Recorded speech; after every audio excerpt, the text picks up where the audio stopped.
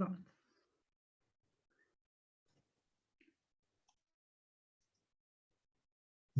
Vamos continuar, então, com o nosso estudo do Sermão da Montanha.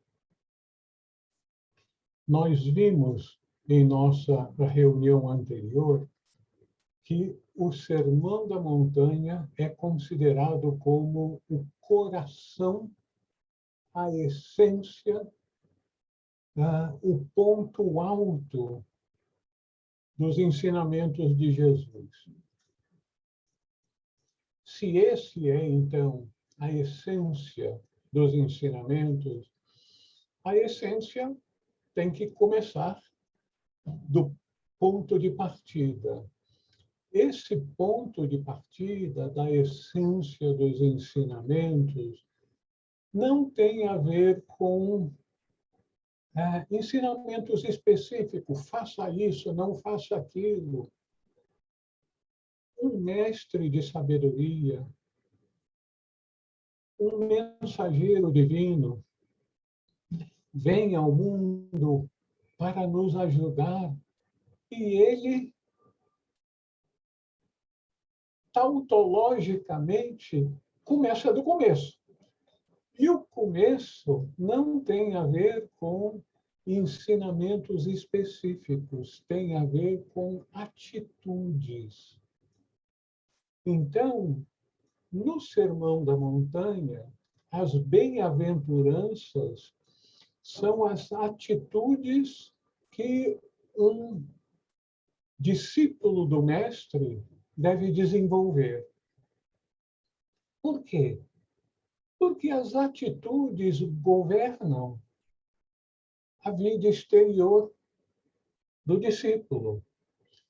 Então, as bem-aventuranças são os ideais ou as virtudes essenciais que devem ser alcançadas pelos discípulos que decidem trilhar a senda que leva para a iluminação.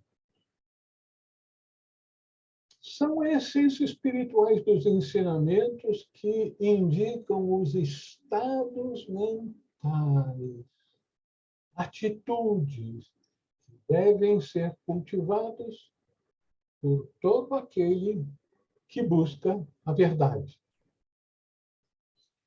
Jesus, como um profundo conhecedor da natureza humana, sabia que os estados mentais, que são os nossos condicionamentos, que são equivalentes aos programas de um computador, e quando esse programa, esses estados mentais são corretos, o seu comportamento naturalmente será correto também. Então, é por isso que eu usei da tautologia do mestre começar do começo. Ele começa aonde estão aqueles condicionamentos, aquela orientação de vida, que é uma orientação mental que nós temos para com a nossa vida. Então, primeiro, nós temos que tomar a atitude apropriada para seguirmos o nosso caminho, o caminho espiritual. A sequência das bem-aventuranças aponta para uma gradação das virtudes que devem ser alcançadas no progresso espiritual. Então, existe uma sequência dentro da essência dos ensinamentos. As bem-aventuranças são, infelizmente, a parte da Bíblia menos comentada pelos eruditos, pelos pregadores, porque elas têm a ver com uma natureza não dual, é a essência. Nem sempre os pregadores, os estudiosos conseguem captar essa essência. E como são de uma natureza não dual, ou seja, são da integração do nosso ser com o grande ser. Isso é uma natureza não dual. E são poucos aqueles que têm uma experiência não dual ou conseguem captar a essência da unidade para transmitir, então, esse embasamento dos ensinamentos do Mestre, que são as bem-aventuranças.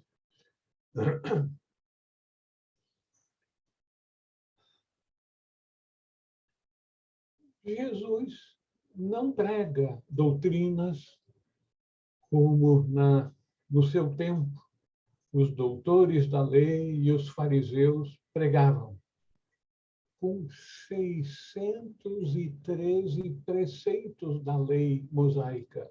Vocês já imaginaram o que é isso? Decorar 613 preceitos e viver de acordo com ele? Não era para menos que constantemente os fariseus levantavam o dedo: vocês não estão fazendo isso, não estão fazendo aquilo, não estão seguindo a lei. Então, era um estado de espírito pesado, em que não parecia haver alegria na transmissão dos ensinamentos divinos, mas sim cobranças, cobranças e cobranças. Então, um bem-aventurado é quem vive em bem-aventurança, que é a plenitude da felicidade. Eu confesso que eu tenho dificuldade para conceptualizar o que é uma bem-aventurança, provavelmente porque eu ainda não alcancei a bem-aventurança. Mas dizem aqueles que entendem que é aquele estado de plenitude da felicidade que é alcançado quando a pessoa expande a sua consciência ao ponto de se sentir uno com a fonte de tudo, com Deus, que é algo que nós falamos muito, Deus isso, Deus aquilo, mas nós não temos a menor ideia do que é Deus, eu ouso dizer. Porque Deus é o todo. Será que nós temos a capacidade para ter um conceito do que é o todo? O que é tudo? Muito bem. E tudo vai até onde? Vai até onde alcança a totalidade. É mais do que a nossa cidade, o nosso país, o nosso planeta, o nosso sistema solar. E vai, vai, vai, vai. Então, a bem-aventurança é aquele estado de consciência em que a gente não precisa de mais nada. Já alcançamos a totalidade da felicidade que a gente pode imaginar. Mas é dito que existem gradações de bem-aventurança. Um dia nós chegaremos lá. Então, a bem-aventurança só é alcançada por aqueles que conseguiram se despojar do pequenino eu. E isso é algo que a gente ouve falar. Eu entendo que deva ser assim, mas vivenciar o despojamento do eu é algo que, quando nós alcançarmos, nosso rosto vai brilhar com a iluminação interior que nós alcançaremos. Aí vocês vão dizer: o Raul está tropeçando nas palavras ou ele saiu da órbita, porque tem temos que nos despojar do eu para alcançar o todo. Sim, porque o eu está amarrado no conceito de ser separado. Sou eu e não são os outros. Então, a bem-aventurança é aquele estado de consciência do todo. Somos todos um. Eu e o Pai somos um. Então, todas as religiões, todas as tradições espirituais apresentam ideais que devem ser realizados e apresentam também os métodos para alcançar esses ideais. As bem-aventuranças expressam esses ideais que nos foram apresentados por Jesus e oferecem indicações de como alcançá-los. Só que os detalhes para isso são apresentados no restante das instruções de Jesus. Ao apresentar os ideais que devem nortear a vida de seus discípulos, a coisa que nos deixa assim surpreso é que Jesus parece que inverte a pirâmide social. Ele tira do topo a elite, os ricos, os poderosos, e ele coloca nas bem-aventuranças, os bem-aventurados são os humildes, são aqueles párias da sociedade do seu tempo e do nosso tempo também.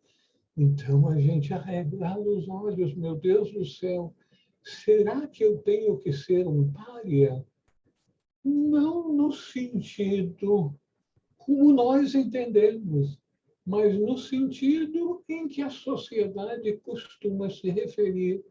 Aquelas pessoas que são humildes, aquelas pessoas que não são, assim, assertivas. Não, tem que ser do meu jeito, que adoram aquela música My Way, né?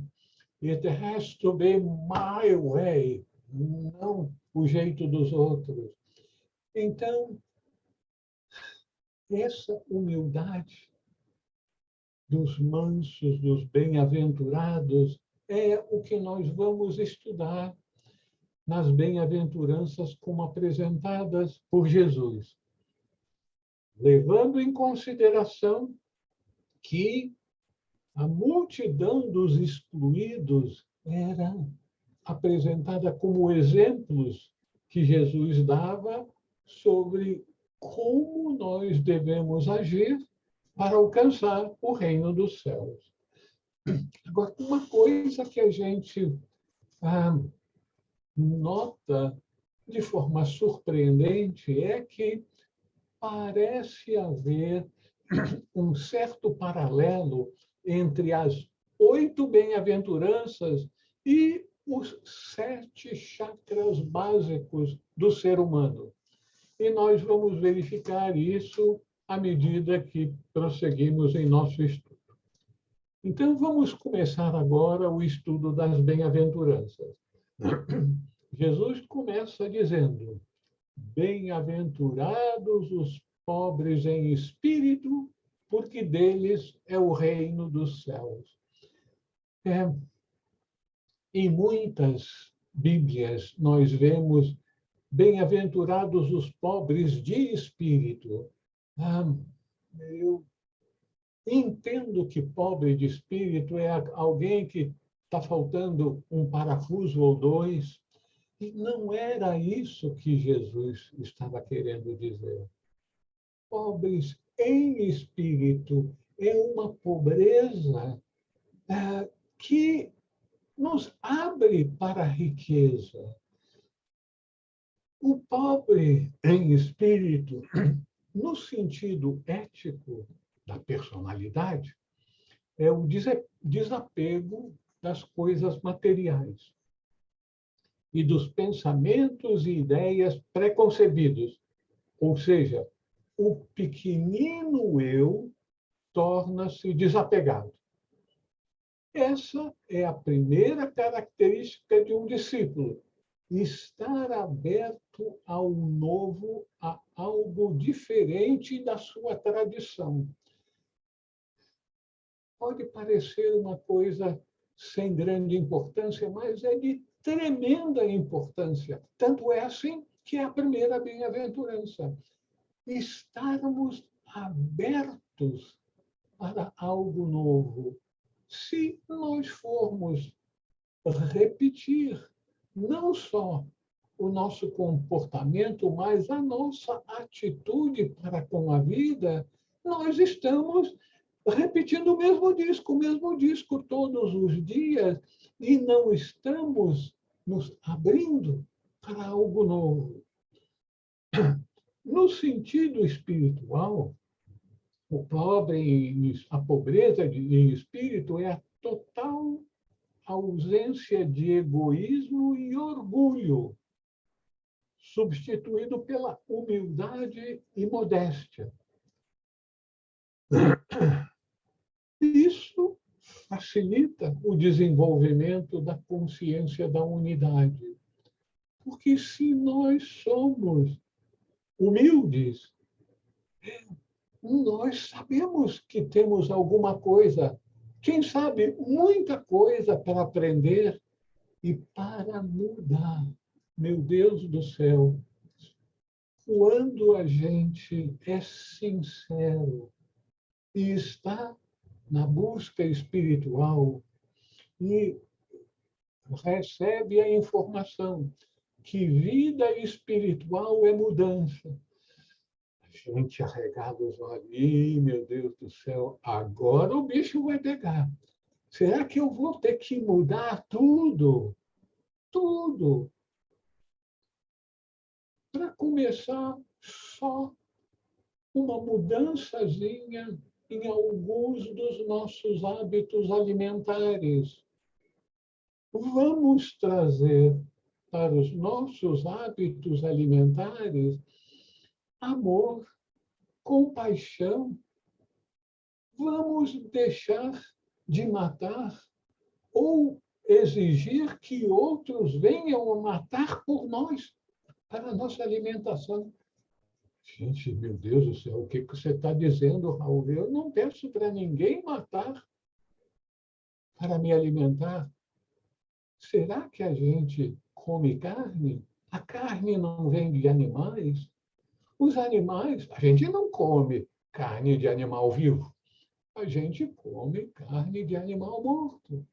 Então, para muitos, essa primeira informação que nós devemos nos tornar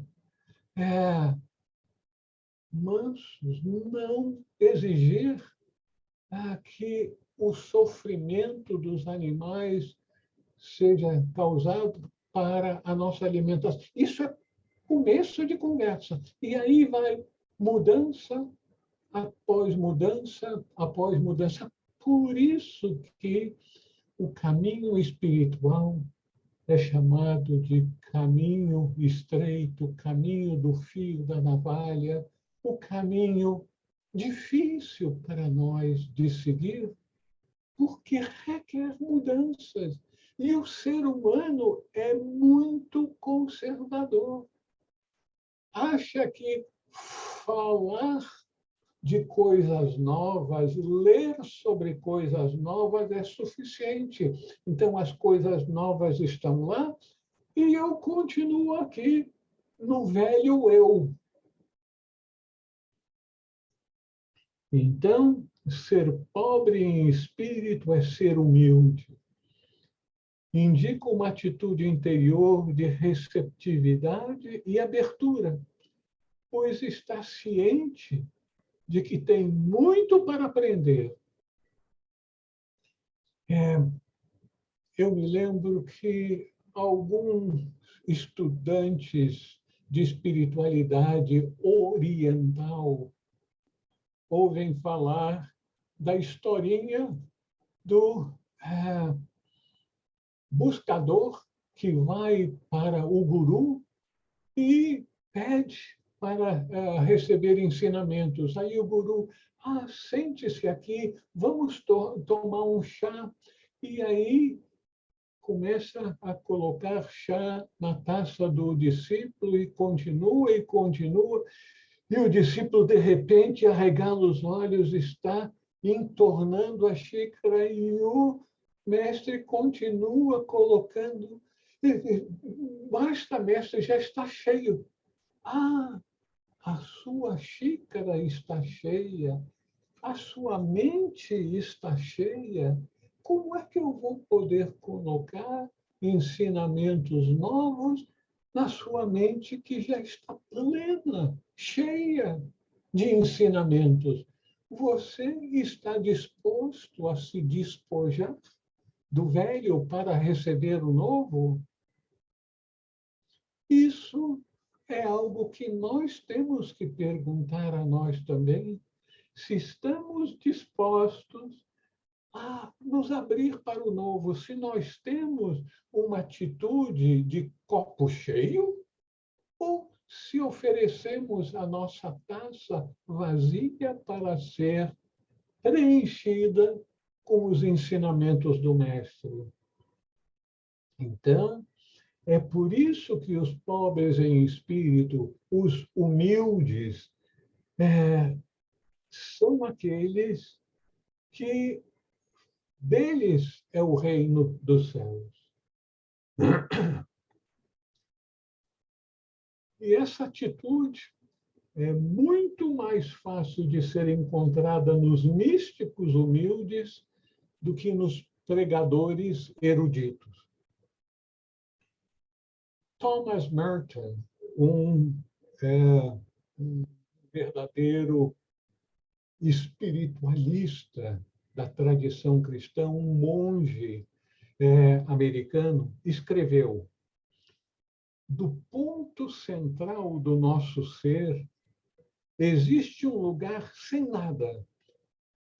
A tradução do termo em inglês é nothingness, que é a essência de não ter nada. É muito difícil de traduzir isso, então, é um lugar sem nada. Os budistas referem-se a esse lugar sem nada como vazio.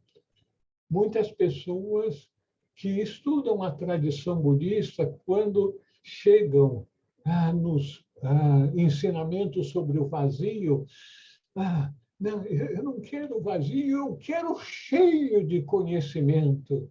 Mas você só será capaz de absorver conhecimento na medida em que esvaziar a sua mente. Então, é dito que um estado profundo de consciência meditativa é quando o meditador, depois de 1 a 2 horas de meditação, sem pensar em nada, de repente entra num estado de consciência que ele não sabe se é vazio ou é pleno, porque parece que é os dois ao mesmo tempo.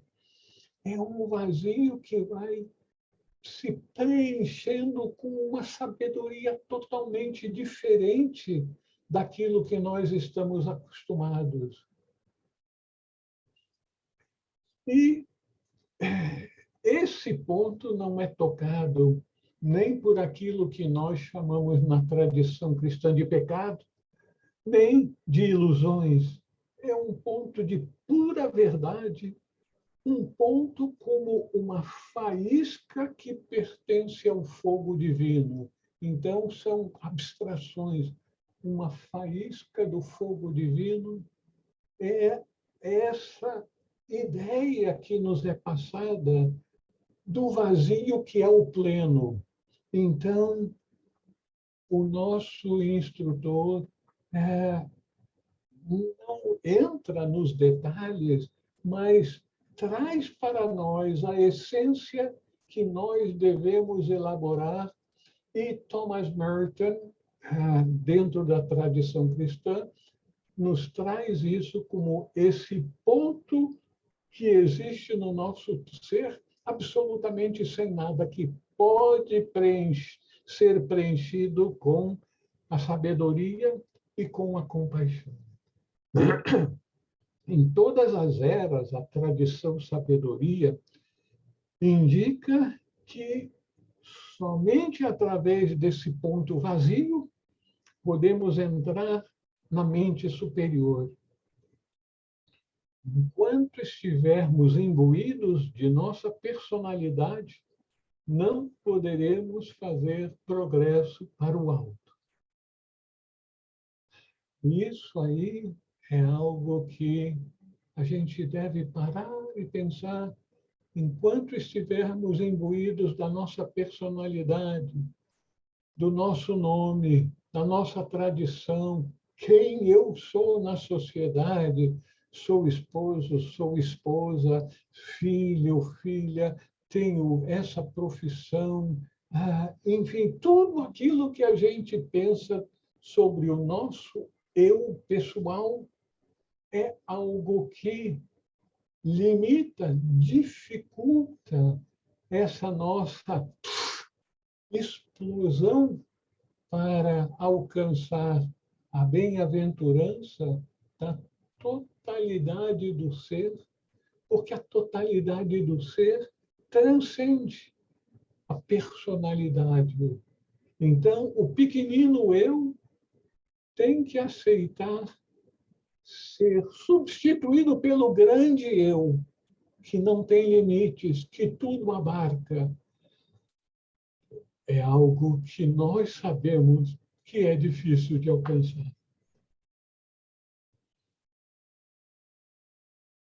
Pregar bem-aventurados os pobres em espírito é uma proposta audaciosa,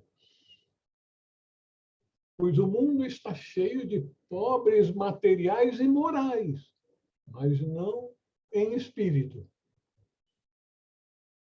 Eu agora pergunto, será que estamos prontos para sermos pobres em espírito se amamos as posses, o prazer, o luxo e o poder? Cada um de nós deve responder para si mesmo e verificar quanto de despojamento interior, porque não são as posses que nos limitam, mas é o nosso apego às posses, apego ao poder, ao luxo, ao prazer, apego. Então, nós poderíamos perguntar, como é que eu posso ser pobre em espírito, tendo, mas sem ser encarcerado pela posse? Ter coisas, mas não depender delas para a minha felicidade. Então, nós podemos ter coisas, mas elas não serão limitativas para a nossa felicidade. Nós não dependemos totalmente dessas posses para a nossa felicidade. Agora, imaginem ser humilde. Parece que ser humilde não tem lá muito valor em nossa sociedade, pois tem pessoas que são capazes de fazer até mesmo escândalos só para aparecer, só para poder postar na sua conta, nessas redes sociais, para aparecer. Olha o que eu fiz. Estão dizendo a meu respeito. Então, nós vivemos num mundo em que ser pobre em espírito parece que é ir contra a maré. Requer muita coragem e determinação requer que tenhamos uma meta. Eu quero ir nessa direção. Eu quero deixar para trás os conceitos que eu tenho a respeito do eu, a respeito da vida, a respeito da sociedade, para conseguir entender, captar e, no seu devido tempo, vivenciar o que é a totalidade, o que é a bem-aventurança, o que é o reino de Deus. Esse primeiro ensinamento, essa primeira virtude do pobre em espírito, parece que tem a ver com o nosso chakra base. Vocês gostariam de fazer alguma observação, alguma pergunta, para que possamos prosseguir sem ter pendências para trás? Dorival, você está com a palavra. Me chamou muita atenção sobre a nossa alimentação. A nossa alimentação. Alimentação. Sobre comer carne, por exemplo. Nós não mandamos matar, mas a gente sabe que estão matando por nós, né? Aí, a ciência, ela não sei se ainda está aprovado ou existe deficiências no nosso corpo que necessita da parte animal ainda. Isso é no tempo que nós vamos vencer essa deficiência do corpo em ainda precisar de uma parte animal? Provavelmente a Lília estaria, como médica, muito mais capacitada a lhe responder do que eu. Eu posso avançar um pouquinho lhe dizendo que há 35 anos que eu adotei uma alimentação vegetariana, não é vegana, vegetariana, como ovos e tomo leite e derivados, que são produtos animais que não necessitam matar o animal. E posso lhe dar um exemplozinho interessante, que os povos mais aguerridos tendem a ser os povos que têm os seus rebanhos, eles são nômades. E com esse rebanho, eles comem carne animal. Então, os maiores conquistadores do passado, agora com as bombas, não precisa-se mais comer carne para ser violento. Mas, na antiguidade, os povos nômades eram os mais aguerridos, os maiores conquistadores. E aqueles que lavram a terra, que comem legumes, tendem a ser mais humildes, são dominados. Porém, uma coisa muito interessante, quando eu ouvia a respeito disso, eu não acreditei e fui investigar e verifiquei que parece ser verdade, que muitos dos lutadores que têm lutas de força, não de violência, eles são vegetarianos. E isso é algo que a gente fica surpreso.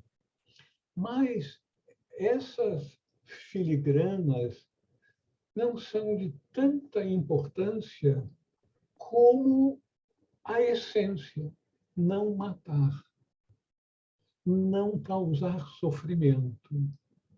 a vida daquele que busca a luz, ser um portador da luz, tornar-se um mestre de compaixão e sabedoria.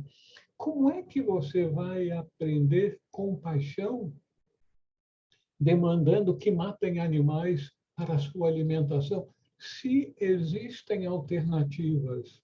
Agora, eu não tenho a competência profissional, técnica, para falar a respeito da necessidade do nosso organismo. Mas, como temos exemplos de muitas e muitas pessoas, povos, tradições que não se alimentam de carne, eu diria que, em princípio, o nosso organismo não demanda isso.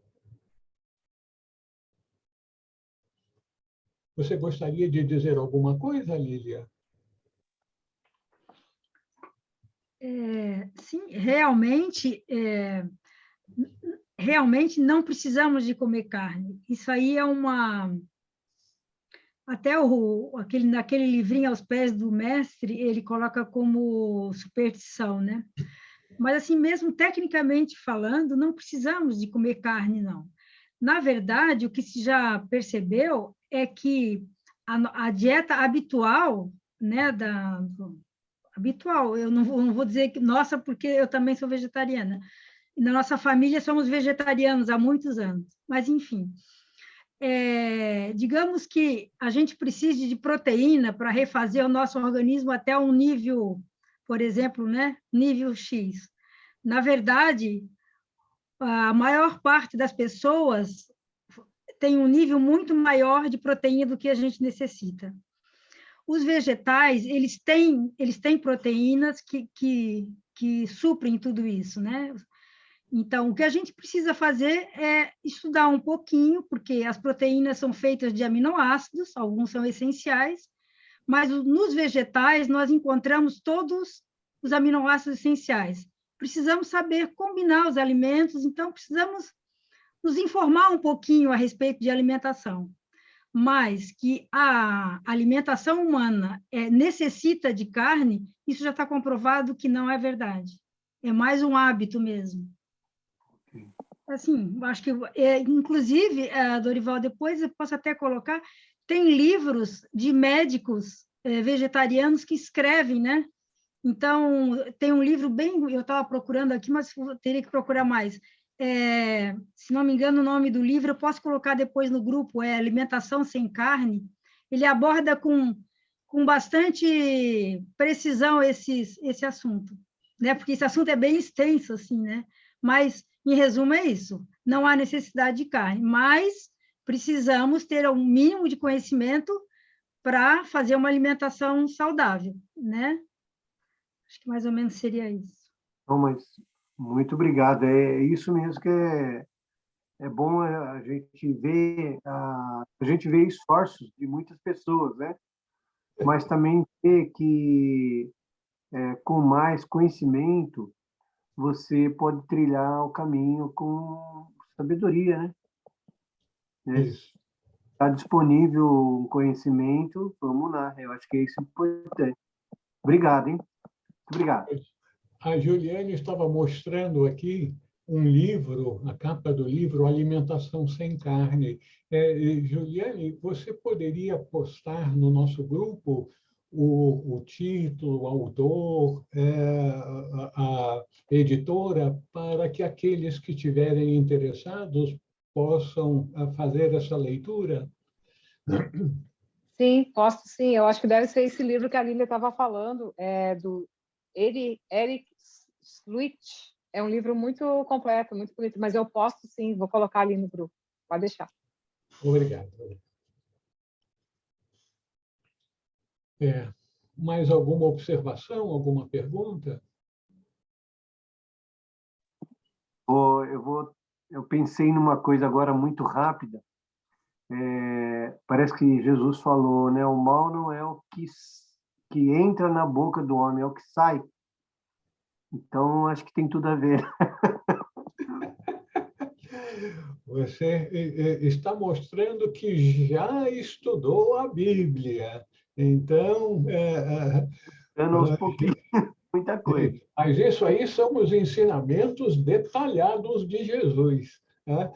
Não é o que entra pela boca de Jesus referindo-se aos alimentos kosher da tradição judaica. Não é o alimento o que entra pela boca que lhe causa impureza, mas o que sai da boca, aquilo que a gente diz, as nossas palavras ofensivas. Eu tenho verificado na minha prática de vida que as coisas físicas são as mais fáceis da gente superar. Há 35 anos eu não como carne, não bebo álcool. Isso, as primeiras semanas, eu ficava assim meio indócil na pista porque ficava constrangido de dizer para os amigos, os familiares, que doravante não iria mais comer carne, nem tomar vinho, cervejinha, aquela coisa toda. Mas depois se tornou natural, todo mundo já sabia que o Raul é meio esquisito, né, na questão da alimentação. Então, isso foi uma coisa, eu posso dizer até hoje, muito fácil de superar. A dificuldade é ser humilde, ser compassivo, ser compreensivo, ser paciente.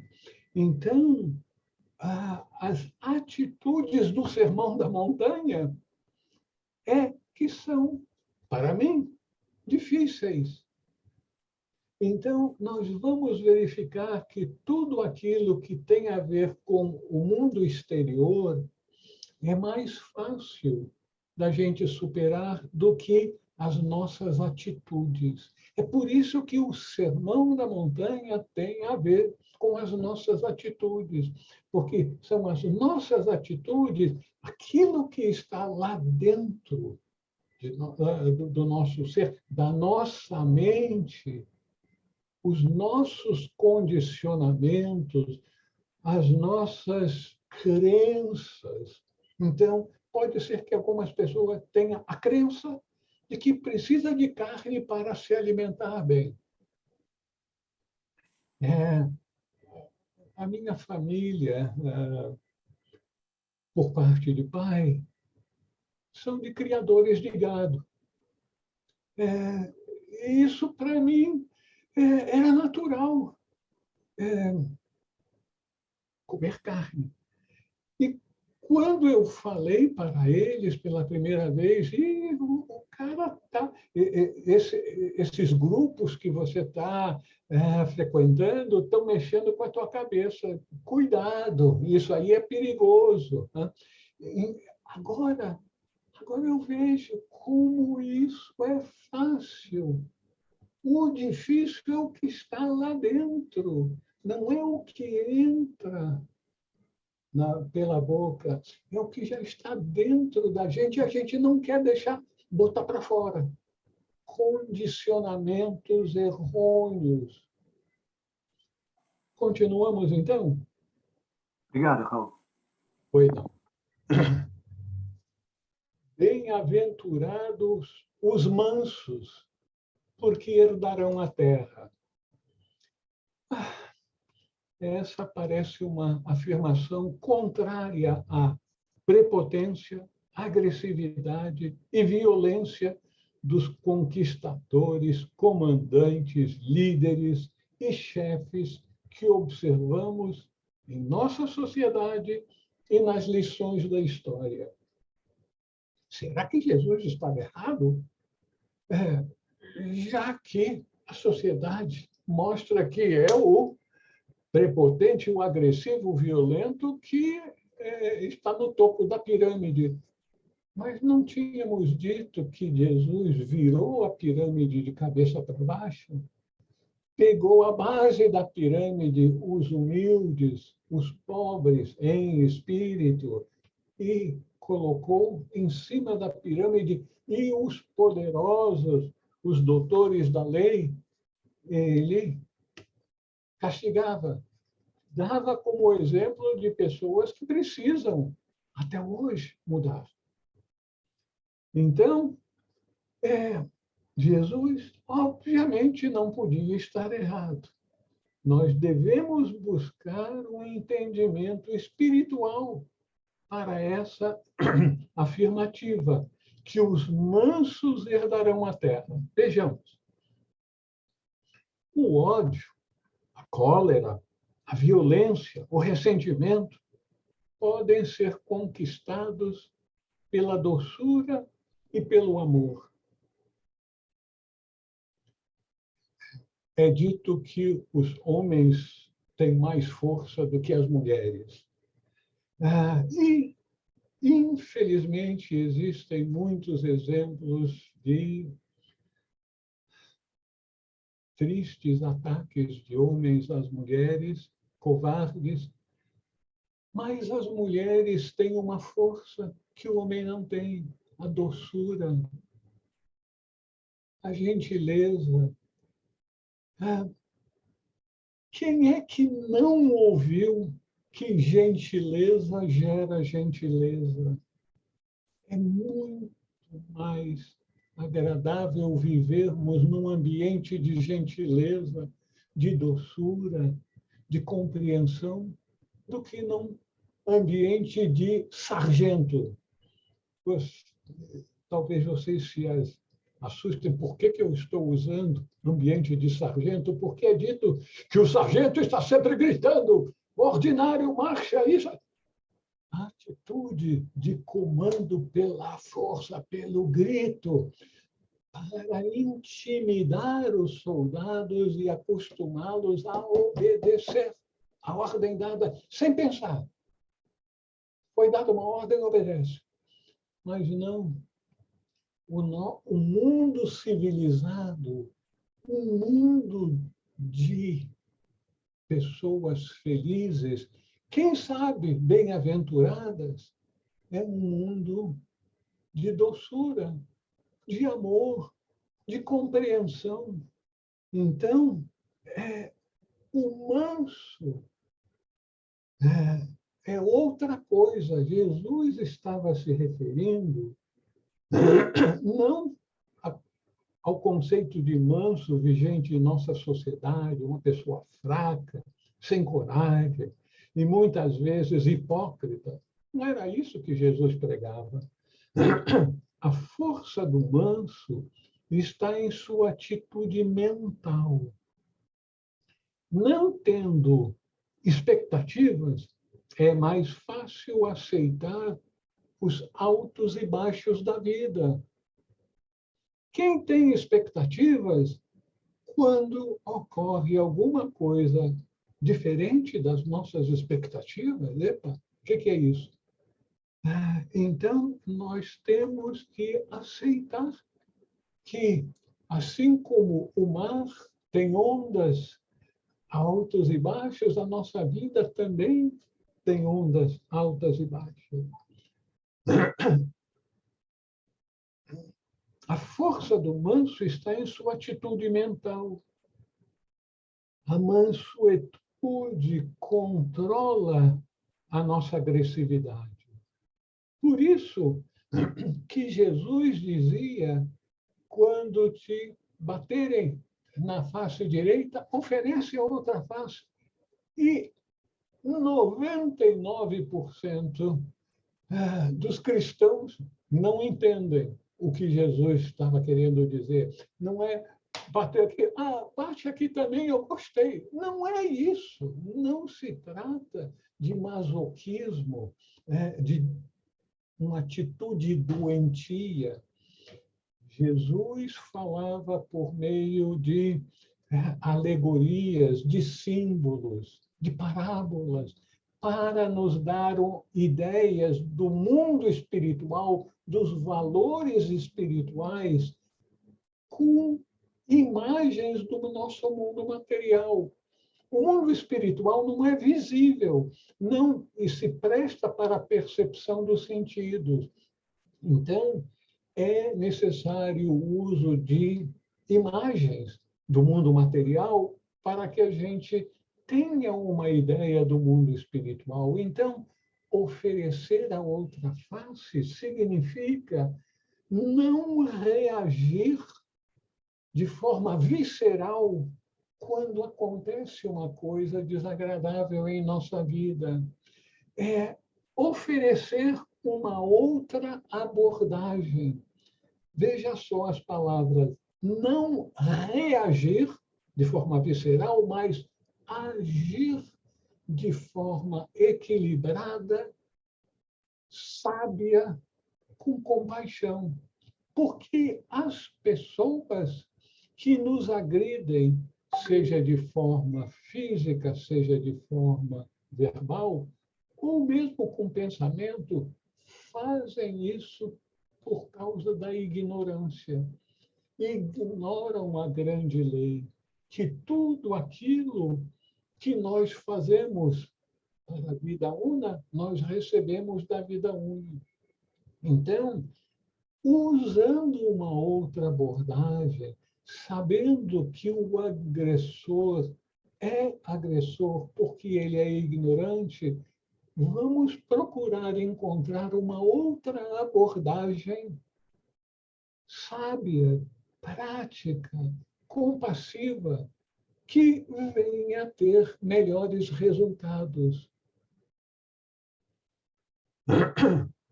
No sentido espiritual, o manso é aquele iluminado, desapegado das coisas do mundo, que é incapaz de ferir o próximo, que não tem nenhuma necessidade de se afirmar. Aqueles que já estudaram as tradições orientais certamente já ouviram falar da qualidade de ahimsa. Ahimsa é inofensividade. A pessoa que é inofensiva segue toda uma série de preceitos, inclusive do vegetarianismo. Não vai causar dor, sofrimento para nenhum ser animado, inclusive animais. Esse ser é totalmente inofensivo, compassivo, e por isso não será um opressor quando e se alcançar o poder. Bem-aventurados os mansos, porque herdarão a terra. Jesus está dizendo que quem vai herdar a terra são os mansos, são aqueles que, ao adquirirem poder, não vão pintar e bordar, pisar em cima dos outros. Essas pessoas, os mansos, alcançaram a ausência do pequenino eu e assim entendem que devem se conformar com a vontade de Deus. Qual é a vontade de Deus? Que todos os seres sejam felizes, que todos os seres vivam em paz. Sejam eles de direita ou de esquerda, ou do centro, se houver, e pessoas com uma cor de pele mais clara, mais escuro, um cabelo assim ou um cabelo assado, dessa nacionalidade ou da outra nacionalidade, enfim, que todos fazem parte da grande família humana. E ele não vai pintar e bordar se assumir o poder. Vocês já imaginaram o que seriam capazes de fazer se vocês tivessem total poder em nosso país e vissem uma pessoa fazendo mal para uma criança, fazendo mal para uma mulher mais fraca, porque tem muita mulher mais forte do que homem. Ou então, atacando um velhinho, né? Vocês teriam que tomar uma atitude, mas vocês tomariam a atitude de um lutador de karatê ou lutador de aikido? Não sei se vocês sabem, aikido é uma arte marcial que não usa a violência, usa a força do oponente para dominá-lo. Então, defender os mais pobres, os mais fracos, os desprotegidos, sim, mas sem ódio, sem violência excessiva. Eu imagino que as pessoas, a profissão que tem o maior desafio nesse particular são os policiais penais, que têm que lidar com os criminosos. Como é difícil. Vejamos nós mesmos, as pessoas que nós não gostamos, que achamos que o seu ponto de vista político, o seu ponto de vista com relação a isso, com relação ao time de futebol, enfim, toda uma série de atitudes das pessoas que a gente não gosta.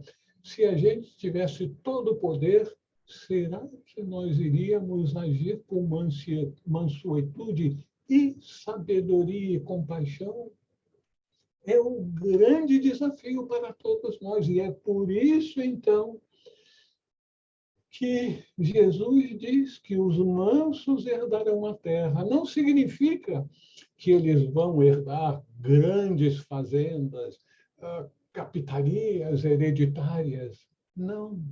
Eles vão herdar o conhecimento das leis da natureza.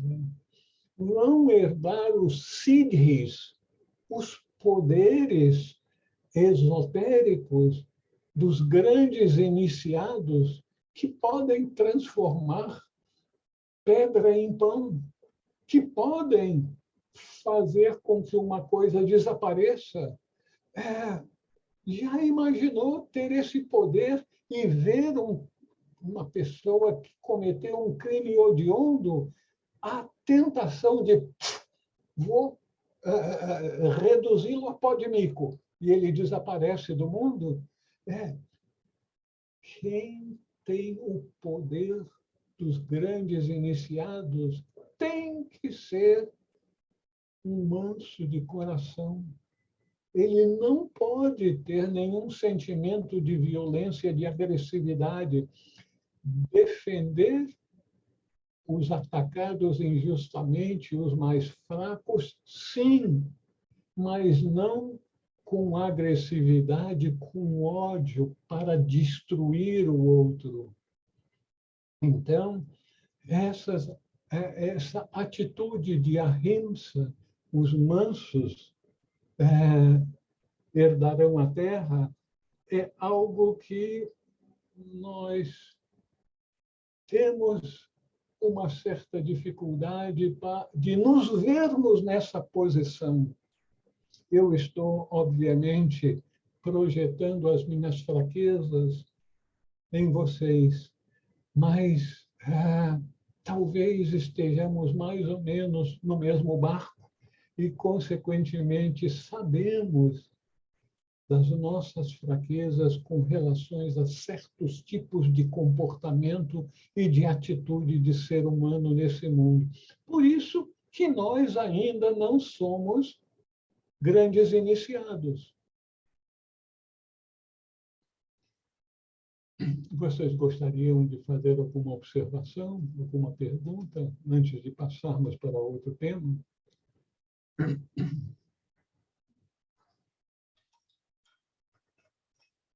Dorival, você pode falar, não se sinta acanhado, não. Eu ia perguntar qual é o chakra. Qual o segundo, bem-aventurado os mansos, ele é relacionado a qual chakra do corpo?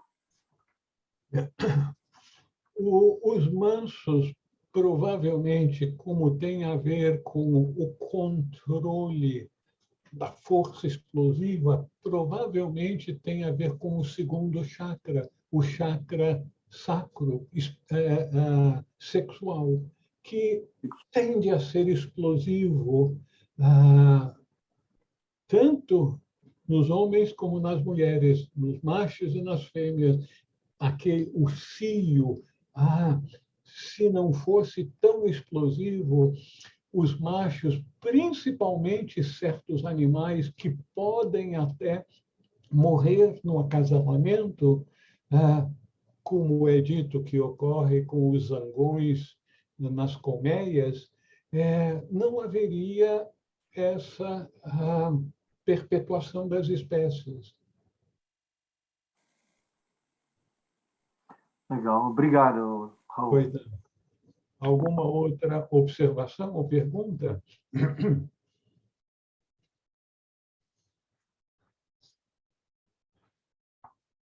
Então, vamos agora ao terceira bem-aventurança. Bem-aventurado os aflitos, porque serão consolados. Meu Deus do céu, os aflitos merecem ser consolados porque a dor é muito grande. Algumas versões da Bíblia, principalmente nas versões protestantes, traduzem esse versículo como sendo bem-aventurado os que choram. Mas parece que a tradição os aflitos é mais apropriada. Agora, não se trata aqui meramente da dor como sendo um mecanismo quase masoquista que deveria ser usado para se alcançar o céu. A dor, infelizmente, nós sabemos que é usada como mecanismo de suposta purificação em algumas tradições e por algumas ordens monásticas que pregam o uso de silício, de autoflagelação, de ajoelhar em cima de grãozinhos de arroz, se não de milho, para orar, achando que a dor vai purificar. A mudança tem que ser feita sempre de dentro para fora. A dor, refletindo uma cobrança kármica, quando compreendida, pode ser uma grande instrutora, mas não fonte de bem-aventurança. Bem-aventurança é uma coisa inteiramente diferente do mero entendimento do karma, que a gente colhe aquilo que planta. Mesmo que seja algo que eu não merecia isso porque eu não me lembro de ter feito nada parecido com isso nessa vida. Muito bem, você pode estar sendo muito honesto, mas você não sabe de outras vidas. O nosso corpo é nosso corpo nessa existência e nós nos lembramos mais ou menos daquilo que fizemos nessa vida. Não lembramos de tudo, não. Porque temos um mecanismo de defesa, de procurar esquecer as grandes besteiras que nós fizemos. Então, a gente não se lembra de tudo. E por isso que muitas vezes acontecem coisas e a gente... Mas eu merecia isso. Se a gente realmente tiver absorvido a essência da lei de causa e efeito, vamos aceitar que tudo aquilo que a gente planta, a gente vai colher. E o que a gente está colhendo é porque a gente plantou em algum momento do passado. Então, esse entendimento deveria provocar uma mudança de atitude conosco. Uma coisa que eu sei que é muito difícil. Agradecer, não precisa falar não, mas agradecer na nossa mente quando uma pessoa é injusta, nos agride, fala mal conosco. A gente, se nós estivermos totalmente comprometidos com a vida espiritual, estivermos antenados para a vida espiritual, o que a gente deve fazer é aquele agradecimento interior, cortei mais uma dívida kármica, porque a gente tem o nosso livrinho de débitos e créditos. Devemos anular, pagar todos os nossos débitos kármicos para alcançarmos as iniciações superiores. Vocês vão, que troço é esse que você está dizendo, Raul? Bom, a gente aceita que as pessoas que são boas recebem coisas boas da vida. Aí eu gostaria de sugerir a vocês que procurassem ler a biografia de um Chico Xavier, de uma Madre Teresa de Calcutá, de um São Francisco, de Jesus, de Blavatsky. Nós vamos verificar que todos os grandes seres tiveram muito sofrimento em sua vida. Mas então está errado esse negócio de karma. Não. Muitos dos nossos débitos kármicos não podem ser quitados na vida do dia a dia de forma normal. Porque os senhores do karma não nos pegam pelo cangote, agora você vai ficar aqui para receber um tapa porque você deu. Não, as coisas ocorrem naturalmente na vida da gente e já é suficiente aquele sofrimento, aquela dor que a gente experimenta porque a gente já aprontou e bordou bastante em vidas passadas. Não estou falando dessa vida, em vidas passadas. Né? Então, aí a gente não precisa ficar com sentimento de culpa agora. Mas, então, para se alcançar as últimas iniciações, é necessário que o ser humano quite todos os seus débitos kármicos com a família humana. É por isso que parece haver uma inversão de valores com os grandes seres, com os grandes benfeitores da humanidade, que sofrem muito em sua vida como grande benfeitor da humanidade. Você vê um Gandhi, os grandes benfeitores, mesmo no campo político, eles sofreram prisões, foram agredidos. Então, é uma lei, infelizmente, que a gente tem que aprender a se preparar a nossa atitude de não revidar quando formos agredidos. Se proteger, levantar os braços em proteção, lógico. Não aconselharia as pessoas a terem armas de fogo. Mas provavelmente eu estou em minoria atualmente no Brasil, pessoas que acham que vão ser protegidos com armas de fogo. Quantos e quantos exemplos estamos vendo de crianças que pegam as armas dos pais e acabam causando grande sofrimento para toda a família. Então, nós temos que aprender que suportar as aflições cria uma grande virtude, que é a resignação. as pessoas que são resignadas com as gangorras da vida diária, com o movimento das marés altos e baixos, vai saber que situações desagradáveis vão ocorrer. E aqueles que nos trazem essas situações desagradáveis não são nossos inimigos, eles são instrumentos do karma. E como instrumentos do karma, nós devemos aprender com a atitude de Jesus, sabendo que as pessoas são agressivas, causam sofrimento por ignorância.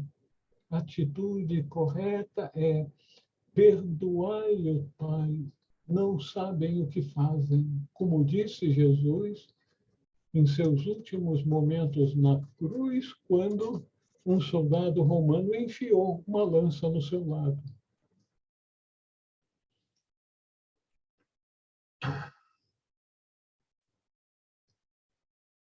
Agora, dor e sofrimento. A dor é física, o sofrimento é mental, é emocional. Somos nós que damos a dimensão do sofrimento e da dor. Nós podemos nos esquecer dos fatos que nos causaram a dor, mas não dos sentimentos que nos assolaram com as agressões, com as supostas injustiças que nós recebemos. Nasce daí a empatia. Conhecemos aquela dor e o sofrimento resultante. A empatia sempre foi a atitude dos grandes santos e benfeitores da humanidade em face ao sofrimento das pessoas. Não é a aflição pela perda dos bens, da saúde ou de um ser amado que traz a consolação do supremo bem. Vocês ouviram bem? É a aflição pela perda dos bens, da saúde ou de um ser amado que traz a consolação do supremo bem. Aqueles que se afligem pelas coisas deste mundo expressam seu apego pelo que foi perdido. Apego. Geralmente com ressentimento e mágoas. A aflição que traz o consolo da bem-aventurança é pela perda, ausência da graça divina, da consciência da presença de Deus em nossa vida, por aqueles que buscam essa presença divina com todo o empenho de todo o seu coração. Então, esses que estão aflitos pela ausência da presença de Deus em nossa consciência, é uma aflição. É aqueles que estão totalmente comprometidos com a vida espiritual, que deram de tudo para a vida espiritual, eles anseiam a presença de Deus. Então, essa é a aflição que Jesus está se referindo, que os bem-aventurados aflitos serão consolados, vão receber a consolação da presença divina em seu coração, em sua consciência. A intensidade dessa aflição por nós só será entendida quando nos dermos conta de que o nosso anseio, a nossa aspiração ardente pela presença de Deus, reflete a mesma aspiração de Deus para conosco. Por quê? Porque somos todos um. Eu e o Pai somos um. Vocês que são mães, que são pais, se faltasse o nosso filho, se o nosso filho estivesse aflito, com grande dor, nós estaríamos aflitos, estaríamos em dor. Num sentido figurativo, Deus também se aflige por nós. Ele anseia que todos nós que estamos longe, filhos pródigos numa terra distante, venhamos a retornar para a casa do Pai e Mãe Celestial. Vocês não gostariam que seus filhos que estivessem distantes voltassem para casa como pai e mãe? O Pai e Mãe Celestial também quer que venhamos a retornar à casa do Pai. Então, esse anseio, essa aflição, reflete também o anseio divino para o nosso retorno ao lar divino. Como é difícil da gente imaginar isso.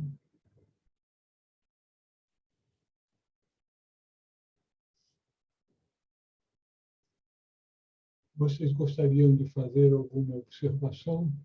Eu acho que não devemos entrar em outra bem-aventurança. Já temos bastante no nosso prato hoje. Vocês gostariam de fazer alguma observação? Aproveitem a oportunidade.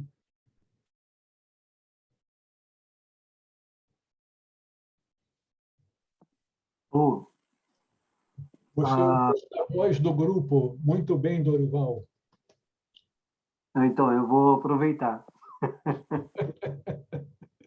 Aproveitar essa bem-aventurança, né? O aflito, muito bacana a forma que você falou. Os aflitos, a ausência da presença de Deus em seu coração e a sua consciência. À medida que a gente procura a melhorar, como você procura esse contato com o divino, e a gente não sabe como vai ser, né? Vai ser aqui agora, ou vai ser durante a noite, vai ser X data para frente, ou outras vidas, né? Mas ele coloca bem uma palavra muito forte, aflição, né? Por não ter esse contato divino. E porque ele precisa e vai ser consolado. É muito bonito ver dessa forma, né? Ver dessa forma muito bonita. Então, eu acredito que é isso que nós estamos buscando, né? E à medida que a gente esperar um pouquinho mais, eu acho que você vai trabalhando e vai percebendo que essa vontade, esse encontro é muito importante, né? Uhum. E não sei se vai causar essa aflição, mas de alguma forma é muito esperado, né? É verdade, é isso mesmo, Dorival.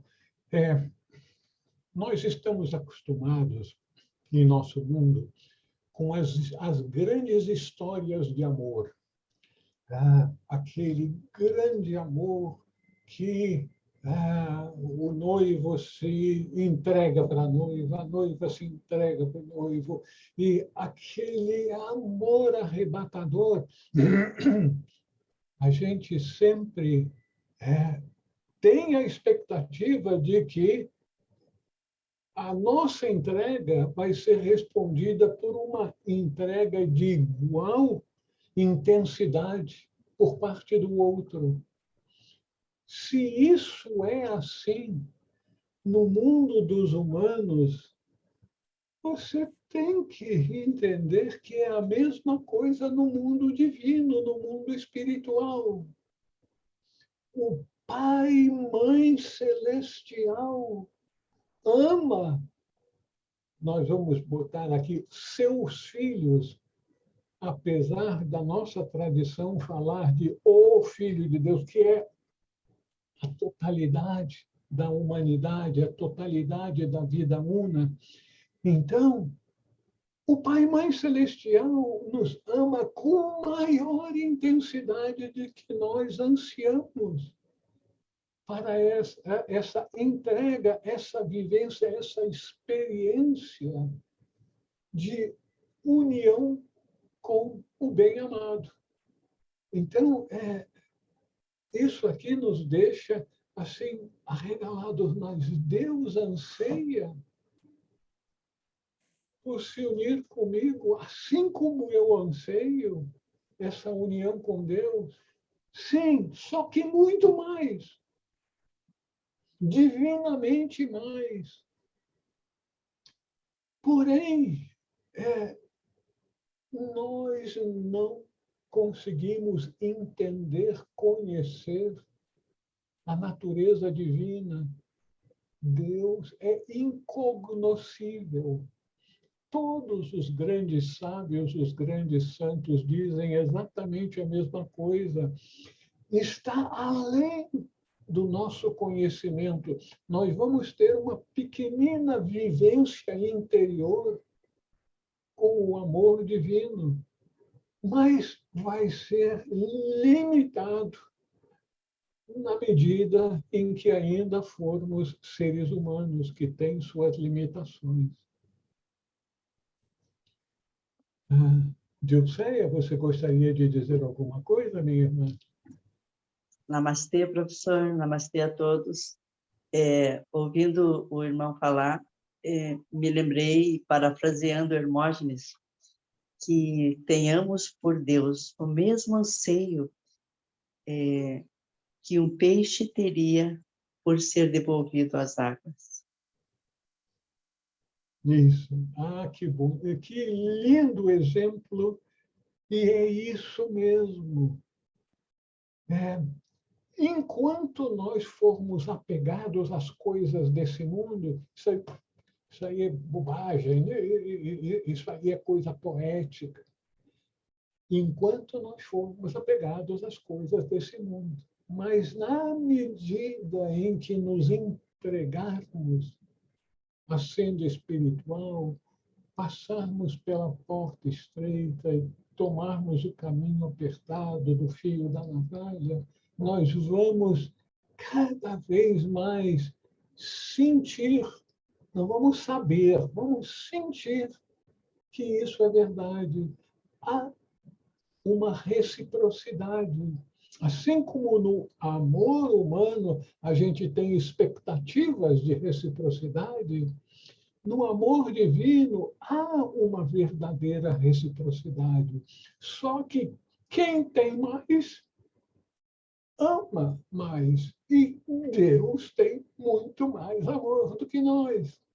Então, obviamente, o anseio divino para que nós todos venhamos a retornar à casa do Pai e Mãe Celestial é muito, muito forte. É isso o que faz com que nós tenhamos a segurança de que toda a humanidade será salva.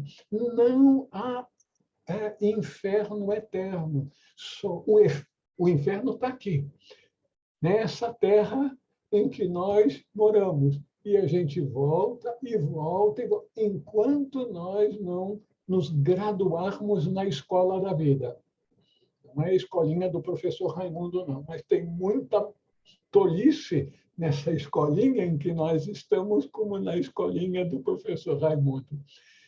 Mas, felizmente, o Pai e Mãe Celestial nos dá a conhecer as regras do jogo, e as bem-aventuranças são essas regras do jogo fundamentais das nossas atitudes e das nossas crenças. Então, nós temos que mudar o programa do nosso computador. E isso é que é a nossa grande dificuldade. A gente diz, eu não entendo de informática, eu não sei como mudar o programa do meu computador. Mas a gente tem que aprender. Não adianta a gente dizer que eu não entendo. Então, procure estudar. Tem tantas tradições espirituais. Você vai aprender. Só precisa aprender a se desapegar. Em vez de eu quero, eu entrego. Para quem? Para Deus, para o todo, para a sabedoria.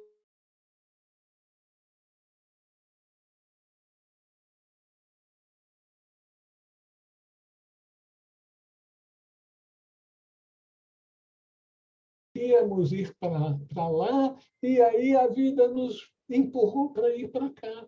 Aí a gente diz, meu Deus, o que está acontecendo? Que eu fui para cá e eu queria ir para lá. Aí a gente vê a sabedoria divina que nos colocou no caminho certo que nós precisávamos. Nós queríamos ir na outra direção, mas por circunstâncias que não vêm ao caso, acabamos indo em outra. E aí, só posteriormente, verificamos que foi a coisa certa, foi uma bem-aventurança que nós recebemos.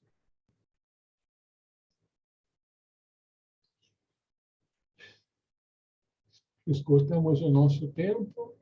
Eu agradeço a todos a paciência, a dedicação de vocês, que é uma inspiração para todos nós. Boa noite. Até breve, que será na semana que vem. Espero que assim seja.